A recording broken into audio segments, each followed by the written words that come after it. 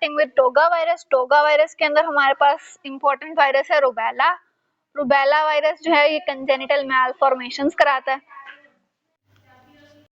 Important properties को अगर हम डिस्कस करें तो इसके अंदर ये है कि हमारे पास सिंगल स्ट्रैंडेड आरएनए वायरस है जो कि इकोसाहेड्रल है, इन्वेलप्ड है और पॉजिटिव सेंस आरएनए वायरस है।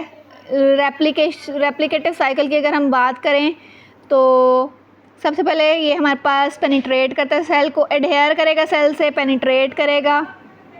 पेनिट्रेशन के बाद ये हमारे पास अनकोटिंग होगी। आरएनए जीनोम जो है वो नॉन स्ट्रक्चरल और स्ट्रक्चरल प्रोटीन के अंदर ट्रांसलेट होगा और उसके बाद हमारे पास जो है वायरस जो है वो सेल एग्जिट कर जाएगा रेप्लिकेशन और असेंबली के बाद। साइटोप्लाज्म में होती है इसकी रेप्लिकेशन। वाहिद आरएनए वायरस जिसकी रेप्लिकेशन न्यूक्लियस के अंदर होती है वो इन्फ्लुएंजा या ऑर्थोमिक्सो वायरस है। ट्रांसमिशन की बात करें तो ये रेस्पिरेटरी ड्रॉपलेट्स के थ्रू ट्रांसमिट होता है, ट्रांसप्लेसेंटली ट्रांसमिट होता है। ट्रांसप्लेसेंटल ट्रांसमिशन के अंदर हमारे पास एक निमोनिक है, टॉर्चेस, जिसके अंदर हमारे पास कौन कौन से वायरसेस आते हैं, यहाँ बैक्टीरिया आते हैं, टॉक्सोप्लाज्मा गोंडाई।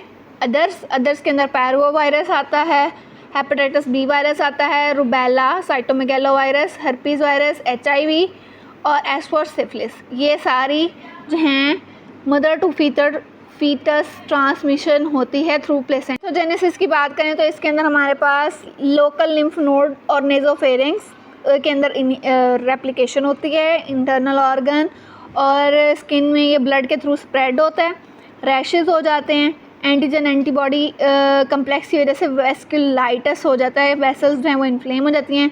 नेचुरल इन्फेक्शन के बाद लाइफ लॉन्ग इम्यूनिटी आ जाती है रुबेला में। सेकेंड केसेस रुबेला के अकर नहीं होते। क्लिनिकल फाइंडिंग्स में देखें तो हमारे पास मीज़ल्स की तरह ही हैं ये, लेकिन शॉर्टर देन मीज़ल है, 14 से 21 डेज इसका इंक्यूबेशन पीरियड है। फीवर होगा, मेलीज होगा, मैकुलोपैपुलर रैश होगा जो कि फेस से स्टार्ट होगा और डाउनवर्ड जाएगा और इसके अंदर हमारे पास लिम्फेडिनोपैथी, पोस्ट ऑरिकुलर, कान के पीछे जो है वो लिम्फ नोड्स स्वेलो हो जाएंगे। ये इसकी क्लिनिकल पिक्चर है, फीवर और मेलीज और मैकुलोपैपुलर रैश। कंजेनिटल रुबेला की बात करें तो ये हमारे पास ऐसे ट्रेटोजन एक्ट करता है, फर्स्ट ट्राइमेस्टर में इन्फेक्ट करता है और इसके अंदर हमारे पास क्लासिक ट्रायड आता है। वो क्या है? Patent ductus आर्टरियोसिस, cataract, mental retardation और डेफनेस। ये चीज़ें आएंगी हमारे पास कंजेनिटल मालफॉर्मेशंस के अंदर। लैब डायग्नोसिस हम करते हैं थ्रू साइटोपैथिक इफेक्ट।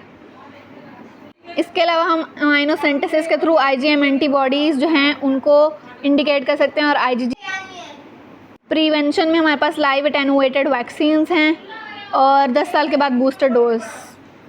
इसके बाद हमारे पास रैबिडो वायरस है। रैबिडो वायरस जो है वो रेबीज़ कॉज करता है। रेबीज़ के अंदर हमारे पास क्या होता है? रैबिड डॉग, पागल कुत्ते के काटने से जो बीमारी होती है उसको हम रेबीज़ कहते हैं।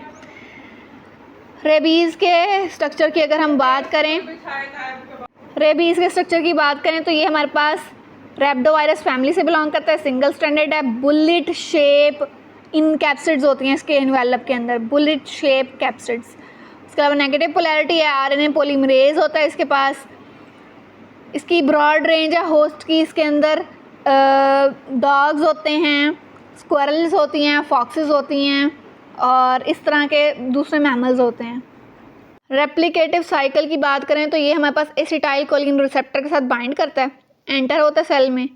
RNA पॉलीमरेज जो है वो 5 mRNA बना लेता है जो कि वायरल प्रोटीन्स बनाते हैं। रेप्लिकेशन के बाद वायरल जीनोम जो है वो हमारे पास आगे RNA प्रोजेनी बनाता है और फिर वो असेंबली होती है वेरियन प्रोटीन के साथ, न्यूक्लियोकैप्सिड के साथ, इन्वेलप लेता है और बर्ड हो जाता है सेल मेम्ब्रेन से। ट्रांसमिशन कैसे होती है? हमारे पास बाइट बाय अ रैबिड एनिमल जिसको रेबीज़ हुई है उस एनिमल से, बैट्स हो सकते हैं, वाइल्ड एनिमल्स हो सकते हैं, रकून्स, स्कंक्स, डॉग्स, बैट्स, कैट्स, ये डिफरेंट एनिमल्स हैं जो कि ट्रांसमिट कर सकते हैं। नॉन बाइट एक्सपोयर भी है। नॉन बाइट एक्सपोयर हमारे पास थ्रू एरोसोल्स यानी कि रेस्पिरेटरी ट्रांसमिशन। पैथोजेनेसिस की बात करें तो सबसे पहले बाइट साइट की वजह से वहाँ से सेंसरी न्यूरॉन जो हैं वो इन्फेक्ट होते हैं। एक्सॉन्स के थ्रू ये ट्रांसपोर्ट होती है सेंट्रल नर्वस सिस्टम में डिजीज़। ये डिजीज़ नर्व के अंदर जाके शेल्टर कर जाती है। उसके बाद इम्यूनिटी आ जाती है। इम्यून रिस्पॉन्स जब ज़्यादा होगा, इम्यून रिस्पॉन्स आएगा, तब वायरस जो है वो मल्टीप्लाई करेगा CNS के अंदर और ट्रैवल डाउन करेगा पेरिफेरल नर्व्स में, सलाइवरी ग्लैंड्स में, अदर ऑर्गन में, स्लाइवा में। जब ये एंटर करेगा तो ये it enters the saliva to be transmitted by the bite और वेनेमिक स्टेज, यानी इसकी ब्लड की कोई स्टेज नहीं है। जब हमारे पास रेबीज़ जो है वो CNS को इफेक्ट करती है तो हमारे पास एनकेफेलाइटिस होता है। इसके अलावा यहाँ पे साइटोप्लाज्मिक इंक्लूजन इओसिनोफिलिक बॉडीज़ बनती हैं जिनको हम नेग्री बॉडीज़ कहते हैं। ये लैब डायग्नोसिस के अंदर इंपॉर्टेंट होती है। रेबीज़ के नॉन स्पेसिफिक सिम्टम्स जो आते हैं उसके अंदर फीवर है, फीवर होता है, एनोरेक्सिया होता है, चेंजेस होती है सेंसेशन में, पैरेस्थीसियाज होते हैं। और ये हमारे पास नेग्री बॉडी की पिक्चर है जो कि इओसिनोफिलिक स्टेन देती है। रेबीज़ की मैनिफेस्टेशन के अंदर ये है कि पेशेंट जो है वो फ्यूरियस हो जाता है, उसको एनकेफेलाइटिस होता है, उसके अलावा डम पैरालिटिक हो सकता है। फ्यूरियस 80% केसेस के अंदर यही होगा। और इसके अलावा एजिटेशन होगी, डिलीरियम होगी, हाइड्रोफोबिया होगा, पानी से उसको डर लगेगा। हाइड्रोफोबिया इतनी भी हो सकती है कि वो पानी अंदर ले जाने से भी डरेगा। पेनफुल स्पैज़म हो जाएगा फेरेंजियल मसल्स का। लैब डायग्नोसिस के अंदर हमारे पास PCR है, और PCR हमने किस चीज़ का करना है, हिप्पोकैम्पस का और प्रिकिंजी फाइबर्स। उसके अलावा स्लाइवा, स्पाइनल फ्लूइड और ब्रेन टिश्यू का हम बायोप्सी भी ले सकते हैं। ट्रीटमेंट कोई नहीं है, प्रिवेंशन के अंदर रेबीज़ की वैक्सीन है।